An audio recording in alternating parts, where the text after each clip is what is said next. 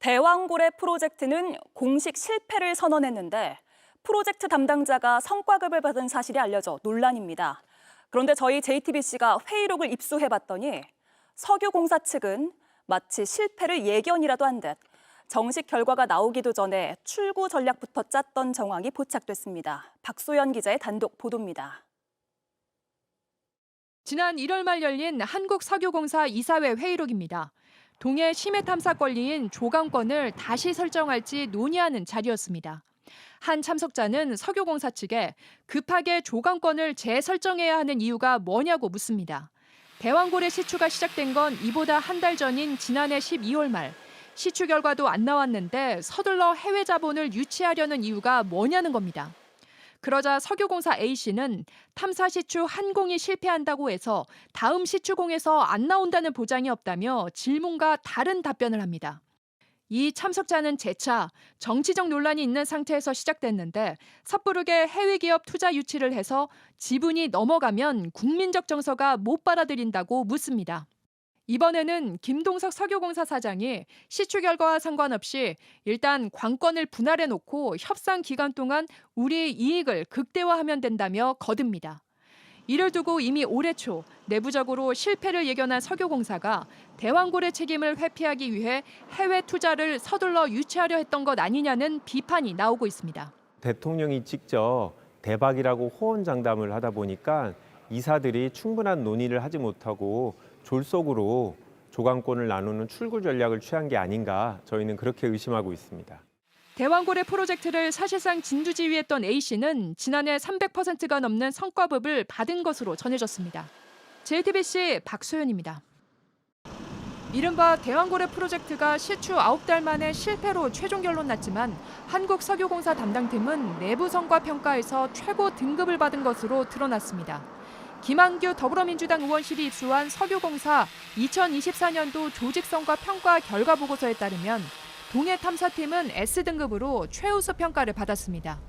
동해 탐사팀은 대왕고래 프로젝트를 담당한 팀으로 미국 자문사인 액트지오에 동해 심해 심층 분석을 맡기는 걸 주도했는데 이후 액트지오의 신뢰성 등 논란이 줄이어 제기된 바 있습니다.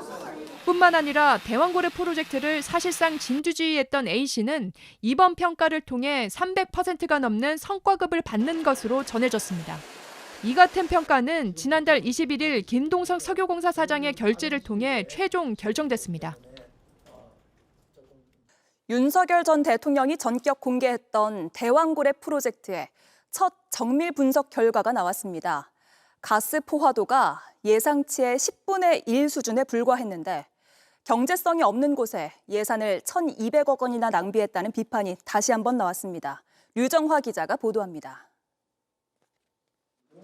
지난해 6월 윤석열 당시 대통령이 시추 계획을 승인했다고 직접 밝혔던 동해 심해 가스전 개발, 이른바 대왕고래 프로젝트. 포항 영일만 앞바다에서 막대한 양의 석유와 가스가 매장돼 있을 가능성이 높다는 물리 탐사 결과가 나왔습니다.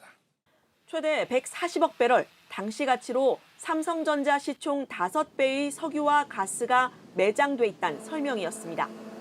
당시 야당에선 지지율 하락세를 막기 위한 국면 전환용 발표 아니냐는 의혹을 제기했습니다. 석유공사가 지난해 12월부터 올해 2월까지 진행된 대왕고래 1차 시추 시료를 정밀 분석해본 결과 경제성 있는 수준의 가스 회수가 불가능하다는 결론을 냈습니다. 가스 포화도가 50에서 70%일 거라는 예상과는 달리 6%에 불과해 예상보다 매우 낮다는 겁니다. 암석과 지질 구조는 예상과 비슷했지만 석유 생성 유기물을 함유한 심해 근원암에서 생성된 가스가 대왕고래 유망 구조까지 이동하지 못한 점이 원인으로 분석됐습니다.